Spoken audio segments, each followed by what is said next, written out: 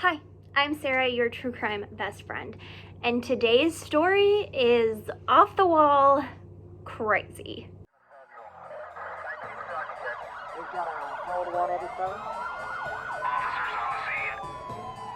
October 18th, 2011 was a normal day in Zanesville, Ohio. But don't they all start out that way? 64-year-old retired schoolteacher Sam Kopchek was walking the property that he shared with his 84-year-old mother, Dolores.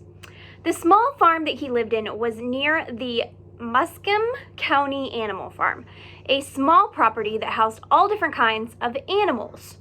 So it wasn't a surprise when Sam saw a horse acting strangely. He was pretty used to seeing weird things in animals, but this was different. The horses were moving different than he had ever seen before. They were in a group, almost scared. There didn't seem to be a storm coming, so Sam stood back in the barn and just scanned the property slowly with his eyes. Then something caught his eye. He wasn't the only one who saw it. A cat nearby jumped in the opposite direction and took off. There, staring at him, was a bear. Oh no, a bear got out. He turned slowly to make his way back to the barn. The bear was far enough that he wasn't in direct danger, but he knew he had to act fast. Just as he almost made it back to the barn, another sight caught his eyes. He said he couldn't explain it, it just felt like he was being watched. And he was, by a lion. Sam pulled out his phone and managed to call his mother in the house. First, she called Terry Thompson.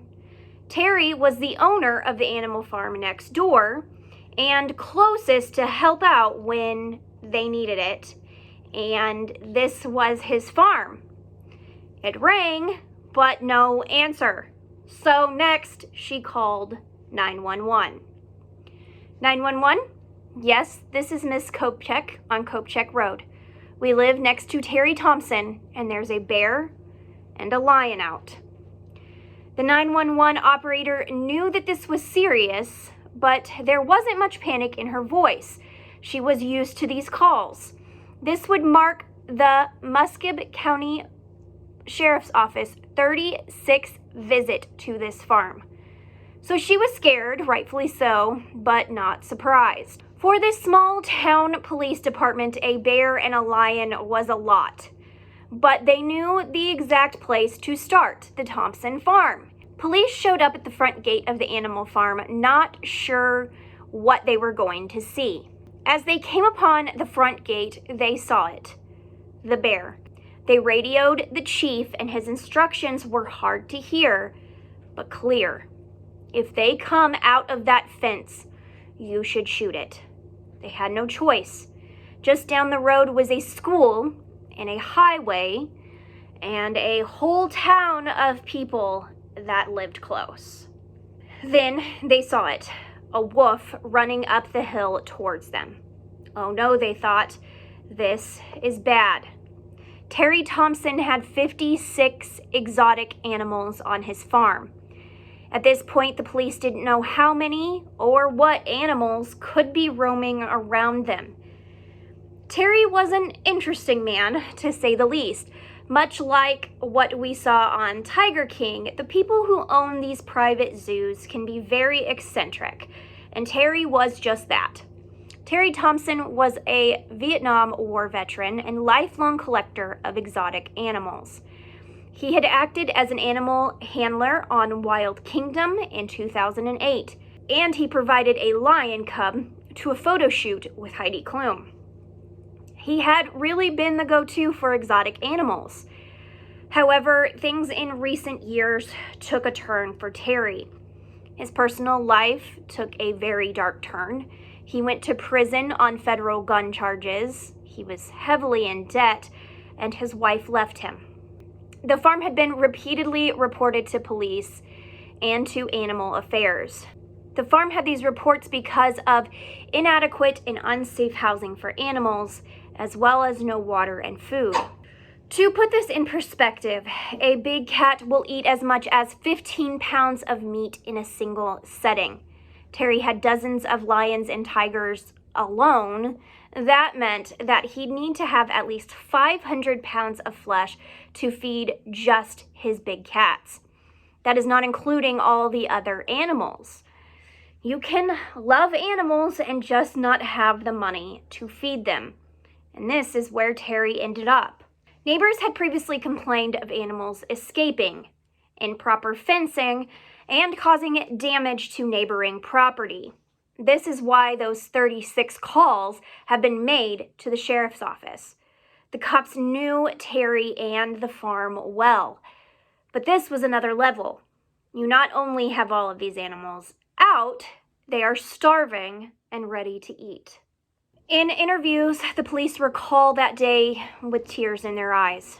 The small-town police department was now faced with the choice of taking out poor and maybe endangered animals or risk further harm to the innocent people of the town. It was really as if they were faced with no choice. As a precaution, they quite literally shut the town down. Everyone was locked inside, and signs on the highway were changed to slow, exotic animals. Every police officer was deployed and to go and try to subdue these animals. They also did what they could to save the animals, but they were up against a lot. They quickly got the people at the Wilds, a 10,000-acre conservatory and research facility about 20 miles outside of town. They knew exactly what to ask for. They needed tranquilizers. People were sent from the Wilds to help and do what they could as well. However, there was no way around this. They began putting down animals. Some animals, such as the lions, were charging at houses filled with occupants, even children. They were shot and killed. This really was a massacre. The police ended up being truly and deeply affected by having to kill these animals. In all, 48 animals were killed by the local police. That's 48 times that a police officer felt that they were in danger enough to shoot to kill. A couple of times the animals lunged at the helpers from the Wilds, and the police protected them by taking the animals down. The animals confirmed dead were 18 Bengal tigers, 6 black bears, 2 grizzly bears, 2 wolves, 1 macaw monkey, 1 baboon, 3 mountain lions, and 17 African lions, 9 males and 8 females. 2 animals were presumed eaten by their other animals. 3 leopards, a small grizzly bear, and 2 monkeys were left caged inside Terry's home. These animals were tranquilized and sent to Columbus Zoo. It is unknown why these animals. Now that the public was safe, it was up to investigators to put the pieces together and figure out why this happened. Terry was still missing, but it wasn't long into searching the property that they found him. Terry Thompson was down a short embankment. He was clearly deceased. His body was bloody and laying flat on his back. There was a pistol in the grass. There were blue bolt cutters that were lying about 10 feet away from his body. A tiger was gnawing on Thompson's head. This was a horrific scene. There was blood everywhere, and Terry's body had been mauled. Parts of him eaten by his own animals. Terry had cut holes in the cages and then shot himself. I guess Terry's life became too much for him, but the decision cost the lives of his beautiful animals. These animals were buried on the farm, and the town went back to normal affairs. But the cops say there isn't a day that goes by that they don't think about what they saw and what they had to do. So how did we get to this point? A lot of us saw the Netflix phenomenon series Tiger King. The ownership of exotic animals is a real thing. It's almost a lucrative and exciting, almost as much as the drug trade. The scary truth is that Terry Thompson was doing nothing illegal, at least not according to the laws in Ohio. He wasn't charging admission so he could have all the animals he wanted. Not only that, but if it was illegal, there are so many ways around these laws. In many states, it's easier to get a lion than it is to adopt a dog. The World Wildlife Fund says it fears that animals in captivity in the U.S. could be sold for their body parts when they die or get too old, or become too costly or dangerous.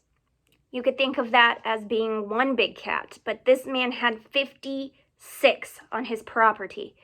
The costs, the maintenance, and the demands just pile up. I don't live this life, so I am unaware and unsure of how to best regulate and keep these animals safe. But there has to be a better way. The U.S. lawmakers are starting to see this as well. There's starting to be new laws passed that prohibited things like cub petting and making owners register their animals. This could be the new laws we need to stop another story like Zanesville from happening again.